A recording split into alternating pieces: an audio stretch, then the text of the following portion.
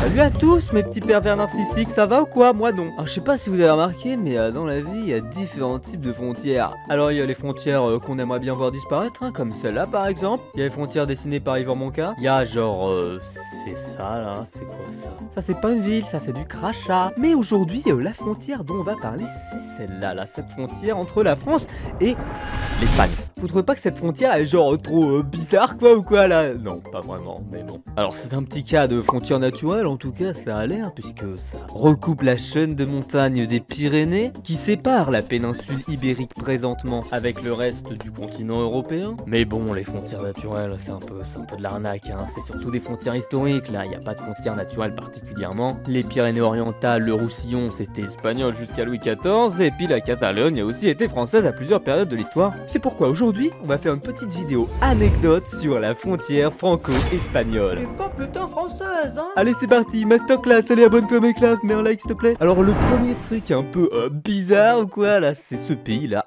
Andorre, un pays petit, hein, regardez, comparé à Paris, Londres, Tokyo, Sucé-sur-Erdre. Alors Andorre, ça fait partie des pays shit-tiers, hein, comme Monaco, là, le Liechtenstein, c'est un pays de 80 000 habitants environ, sauf que plus de la moitié, c'est même pas des Andorrans en fait, c'est des Français, des Espagnols. Enfin, la grande question qui se pose avec Andorre, c'est juste pourquoi ça existe en fait. Alors qu'on pourrait juste, je sais pas, le graille, à la limite, l'offrir à l'Espagne, quoi, pour nettoyer au moins la zone, ou l'Ukraine pour compenser.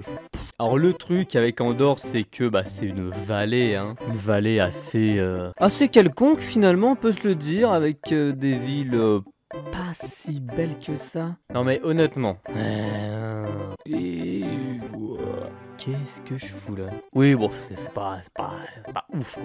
Alors bon, des vallées comme ça dans les Pyrénées, il y en a plein. Bon là, bon ici, là, bon, là. Il y a plein de petites implantations humaines nichées au creux des montagnes qui sont assez indépendantes d'esprit, plus ou moins isolées du reste du monde, même si c'est moins vrai aujourd'hui. Ce qui faisait que dans le temps, il y a des siècles et des siècles, les Pyrénées, avant d'être une frontière, c'était surtout une petite fédération de communautés de vallées, des éleveurs qui emmenaient leurs troupeaux faire leur pâturage dans les plateaux, et qui, entre communautés de vallées, se foutaient sur la gueule, hein. On n'est pas des bêtes, on est des humains quand même. Et ces petites vallées, plus ou moins indépendantes, en fait, nouaient entre elles des relations diplomatiques, signaient des traités, les lits et les passeries. Et Andorre, bon, c'était une communauté de vallées parmi les autres, quoi. Donc la question qui se pose, c'est pourquoi est-ce que cette vallée spécifiquement restait indépendante et pas les autres? Bon, pour répondre, il faut remonter dans le temps, 8e siècle. À l'époque, Charlemagne vient pacifier le territoire avec son fils Louis. C'est à ce moment-là que la grande puissance du coin, l'Empire franc, débarque pour apporter non pas la démocratie, mais la féodalité. Et c'est ainsi que le petit-fils de Charlemagne, Charles le Chauve, qui avait une pilosité capillaire tout à fait normale, hein. C'est juste que pendant un moment, il s'est rasé les cheveux pour être abbé, et le surnom est resté, quoi. Terrible. Bon, Charles le Chauve donne les vallées d'Andorre à une dynastie locale, le comte Sonifred de la ville d'Urgell, ici, là. Sauf que les comtes d'Urgell en ont un peu rien à foutre, donc ils vont vendre Andorre à l'évêque d'Urgell. Andorre va devenir un fief. L'évêque d'Urgell, tout en restant le proprio des lieux, va filer ça à des seigneurs. Bon, ça va finir du côté des comtes de Foix. C'est ici la Foix. Bon, ça se bat un peu, mais bon, au XIIIe siècle, en 1278, Andorre devient un pareillage. En gros, une coloc, hein. Il y a deux proprios, il y a deux seigneurs, deux princeps, deux princes, les coprinces d'Andorre, l'évêque d'Urgell et le comte de Foix. Enfin, une fois prince d'Andorre, avec l'évêque d'Urgell. Donc les princes, il y en a deux fois, et un deux fois. Il y en a un deux fois, et un deux fois. Alors le comté de Foix finalement il va finir par obtenir le royaume de Navarre par ici là. Sauf qu'au bout d'un moment le roi de Navarre il s'appelle Henri. Il devient roi de France sous le nom de Henri IV. Andorre devient donc alors co-géré par le roi de France et l'évêque d'Urgell. Même si bon, la communauté de la vallée reste plus ou moins indépendante. En 1789, c'est la Révolution française qui va aboutir à la suppression des privilèges, donc de la féodalité. Le roi, enfin devrais-je dire, mais les Andorrans demandent de rétablir les droits de la principauté. Alors en 1806, Napoléon fixe les bails. Les deux princes d'Andorre, c'est toujours l'évêque d'Urgell. Mais le roi de France est remplacé par l'État français. Pendant un moment, c'était le préfet de l'Ariège. Aujourd'hui, c'est le président de la République. Enfin bon, reste la question de pourquoi finalement aucun pays n'a voulu le croquer, quoi. Eh bien en fait, tout simplement parce que Andorre, on s'en fout un peu. C'est un truc OSEF en fait. Il y a zéro ressource, il y a rien. C'est bien simple. Alors la principauté a bien essayé de devenir un casino. À l'époque c'était pas encore les paradis fiscaux, donc petite innovation. Mais l'évêque d'Urgell va l'interdire pour des raisons morales, et puis la France aussi, parce qu'elle veut éviter d'avoir de la concurrence sur ses propres casinos. Comme quoi Andorre reste un pays assez soumis. Alors le pays n'a pas d'armée, hein, une petite police c'est tout. Et les forces armées françaises et espagnoles sont déjà intervenues pour établir la paix, notamment dans les années 30. On a le cas de l'Espagne par exemple, qui a littéralement provoqué un coup d'état à Andorre en 1934 pour dégager un type qui s'était proclamé roi sous le nom de Boris Ier et qui voulait transformer Andorre en paradis fiscal. Donc bon, l'Espagne n'a pas voulu et s'est permise de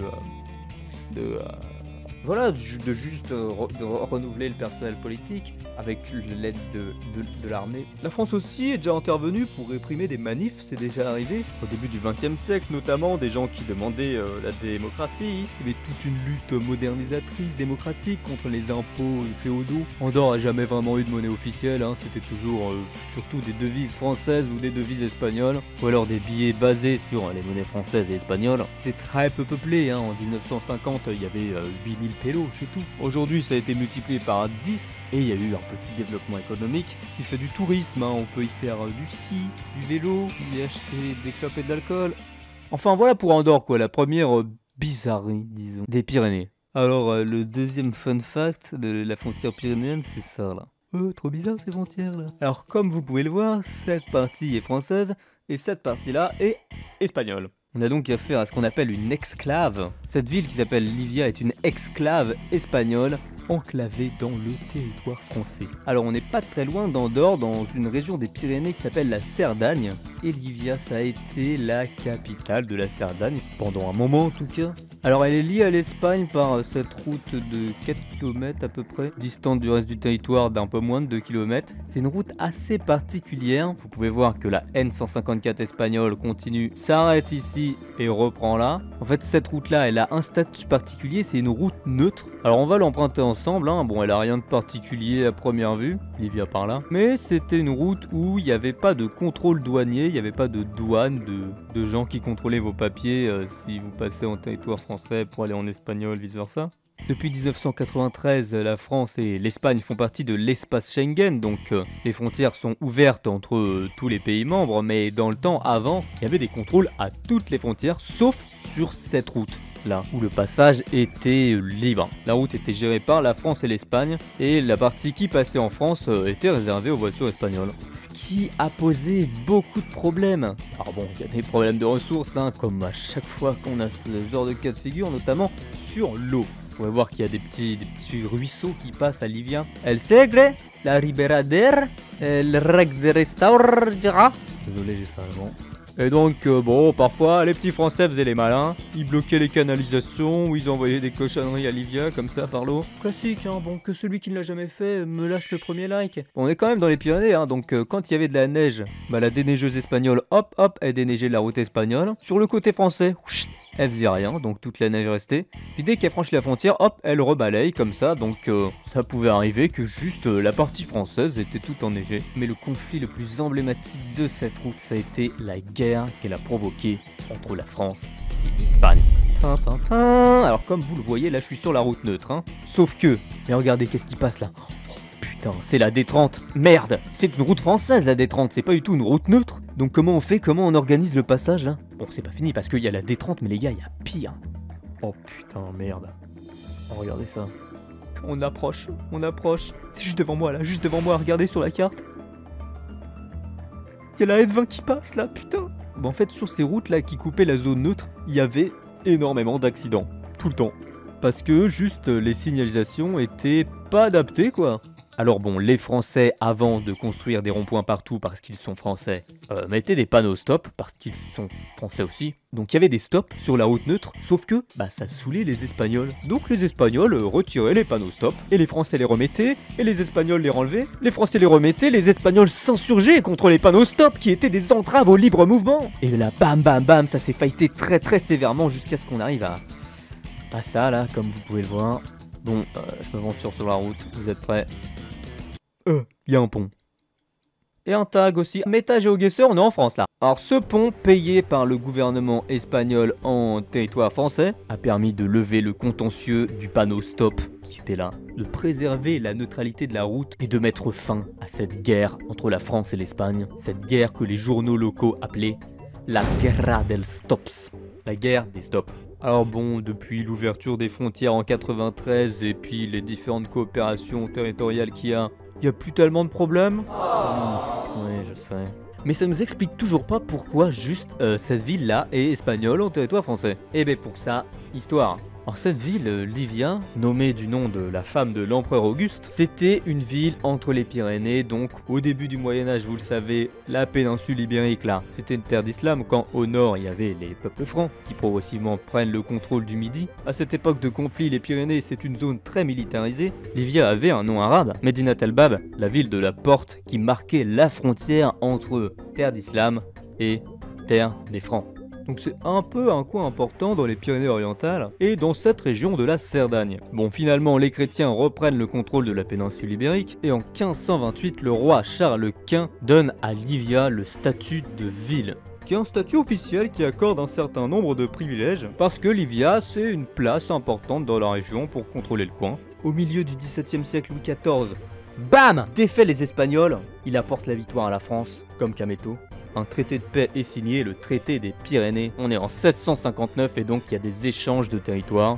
La France en obtient pas mal, la Catalogne française notamment, les Pyrénées-Orientales quoi, et toute une partie de la Cerdagne. Alors puis Cerdan juste ici là reste espagnole, avec la basse Cerdagne qui est juste là, mais en échange la France récupère les villages de Haute-Cerdagne par ici. Et donc bon, dans le traité des Pyrénées que j'ai sous les yeux là, regardez ce qu'il y a marqué. Blablabla est parti du comté de Cerdagne, en la manière susdite, appartenance, dépendance et annexe, avec tous les hommes, vassaux, bourgs, villages, hameaux, forêts, rivières, plat pays, blablabla, demeureront irrévocablement et à toujours par le présent traité de paix, unis et incorporés à la couronne de France. Sauf que Livia, c'est pas un village, c'est pas un hameau, c'est une ville on a dit. Charles Quint lui a donné son statut de ville. Donc bon, bah en vertu du traité des Pyrénées, les Espagnols gardent Livia. Et le traité de Livia en 1660 confirme que Livia est bien espagnole. En échange de la promesse de ne jamais se faire fortifier pour pas représenter une menace pour la France. Et c'est à ce moment-là qu'est décidé de mettre en place cette route neutre. Voilà, c'est juste pour ça.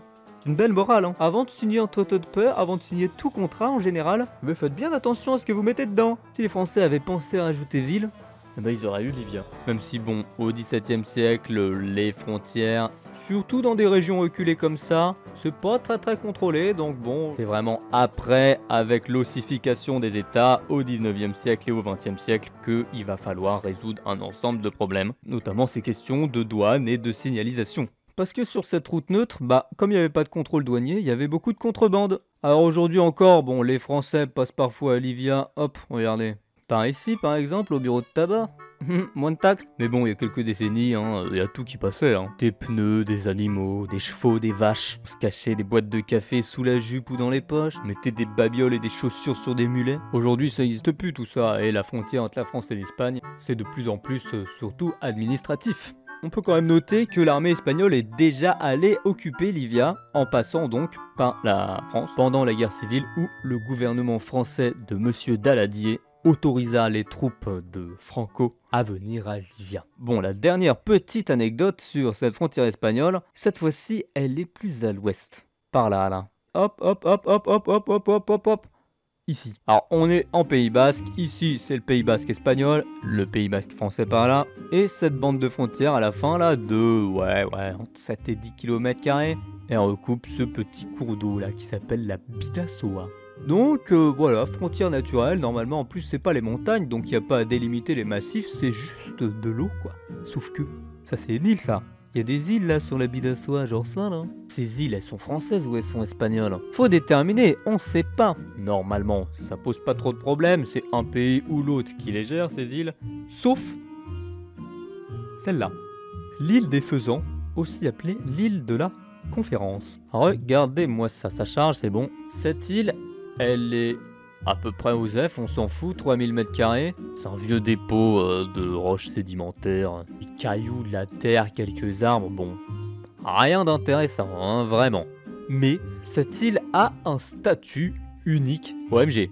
Bon, faut savoir que cette île, à la frontière entre la France et l'Espagne, ça a été un lieu de rencontre entre les Français et les Espagnols. Et notamment le roi de France et le roi d'Espagne. C'était le coin neutre, quoi, hein. Et donc il y a eu pas mal de rencontres diplomatiques. Le traité des Pyrénées qui faisait état des changements de frontières entre la France et l'Espagne en 1659, dont on avait parlé pour le cas de Livia, il a été négocié sur cette île, avec le mariage organisé entre Louis XIV et la fille du roi Philippe IV, Marie-Thérèse d'Autriche, qui était d'Espagne, enfin de France après.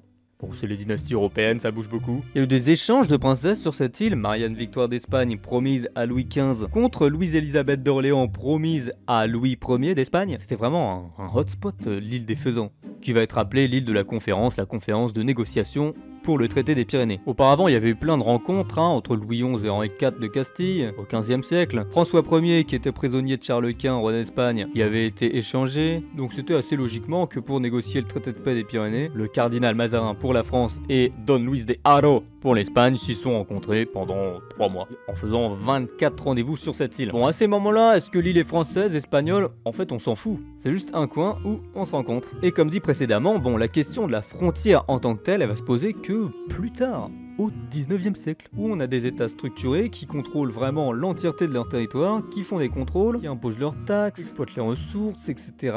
Donc pour résoudre des petits différends frontaliers entre la France et l'Espagne, en 1856, nouveau traité, le traité de Bayonne, et l'île des Faisans devient un condominium. Condominium, ça veut dire un endroit où on est plusieurs à être les maîtres du coin, quoi. En fait, concrètement, cette île passe sous garde alternée tous les 6 mois. Du mois d'août au mois de janvier, c'est la France qui s'occupe de gérer l'île. De février à juillet, c'est l'Espagne. Ce qui est assez particulier, quoi. C'est un peu bizarre, mais c'est comme ça que ça marche. Alors qu'on soit clair, cette île, personne n'y habite, il n'y a rien, c'est vraiment OSEF. Donc gérer l'île, ça revient à vite fait faire l'entretien, et puis surtout à être responsable des tâches de police et de justice. Alors depuis le traité de Bayonne, les clauses ont été un peu révisées, mais à peu près tous les cas de figure normalement ont été prévus. S'il y a un meurtre par exemple sur cette île, 2 excités qui traversent la Bidassoa pour aller faire un 1v1 sur l'île des Faisans à l'ancienne, pour juste régler ses comptes, quoi. Bon, si le meurtrier est français, c'est la France qui gère, si le meurtrier est espagnol, c'est l'Espagne qui gère. Si c'est un étranger, c'est le pays qui gérait l'île au moment du meurtre. En fait, pour éviter qu'il y ait des problèmes et ne pas se casser la tête, l'île est juste interdite au public. Comme ça on est tranquille, mais bon, au cas où, tout est prévu normalement. Logiquement, bon, si vous êtes une femme enceinte qui se balade tranquillement, là, hop, sur la rue espagnole, là, puis soudainement, bon, vous avez juste très chaud, quoi, donc vous sautez dans la Bidassoa, mais là, hop, contraction, vous allez accoucher, vous nagez sur la rive, vous accouchez là-bas. Que du coup, bon, on est en août, donc c'est les Français qui gèrent. Bon, bah le bébé est né en territoire français, donc il est franco-espagnol un peu. Enfin, bon, si vous voulez faire appliquer le droit du sol, vérifiez bien qui gère l'île au moment d'accoucher. L'autre dimension un peu spécifique de l'île des Faisans, c'est qu'il y a un vice-roi pour chaque pays. Un vice-roi français et un vice-roi espagnol. Le vice-roi espagnol, c'est le commandant de l'armada à Saint-Sébastien. Et le vice-roi français, c'est le directeur adjoint pour le département des Pyrénées-Atlantiques délégué à la mer et au littoral. Fallait bien lui rallonger son titre à lui. Bon, finalement pour conclure cette vidéo, au-delà des petites anecdotes pour briller sur le serveur Discord ou dans le chat Twitch ou en commentaire de cette vidéo, bon, ça nous apprend quand même au moins 2 trucs. Déjà, c'est que une frontière, bon, c'est jamais vraiment que naturel.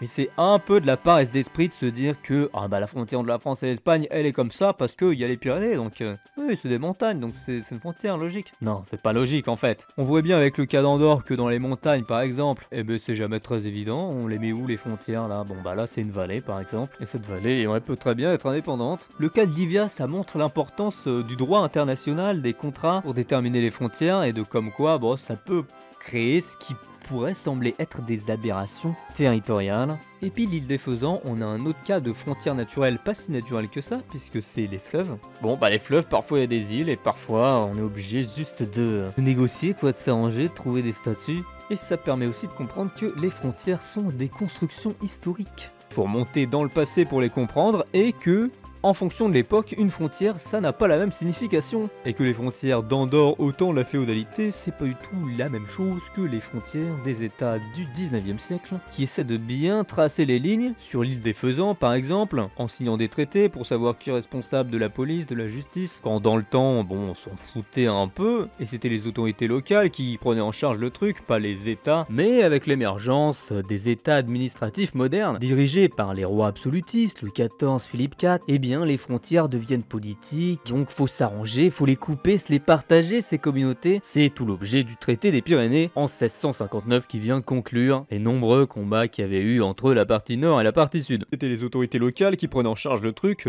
pas les centres administratifs des capitales, parce que sur cette frontière-là, il y a aussi des traités qui ont été signés, notamment en 1875 pour régler ces problèmes de police, de justice, de droit commercial. La France et l'Espagne avaient créé la Commission internationale des Pyrénées, qui s'était penché sur tous les petits problèmes que ça pouvait créer par-ci par-là, sur la terre mais aussi en mer par exemple, sur les zones de pêche, à qui ça appartient ça, qui peut pêcher là, qui peut pêcher là. Bon bah cette commission s'est penchée sur le sujet, et puis finalement après ce moment de la frontière, on a Livia, qui est bien symptomatique de la nouvelle conception de la frontière en Europe, puisqu'en fait la frontière aujourd'hui, c'est pas qu'il n'y en a plus vraiment, parce qu'administrativement c'est toujours bien là, mais ça a beaucoup évolué, avec l'Union Européenne, l'espace Schengen, donc la libre circulation des personnes, on passe librement, donc la question des contrôles douaniers c'est out. Avec le libre-échange, la contrebande, bon, ça a un petit peu perdu de son sens. Et puis avec les organismes de coopération régionale et l'uniformisation des normes, et ben ces petits problèmes là de guerre des stops, de routes qui se croisent ou de gestion de l'eau, et ben tout ça, bon,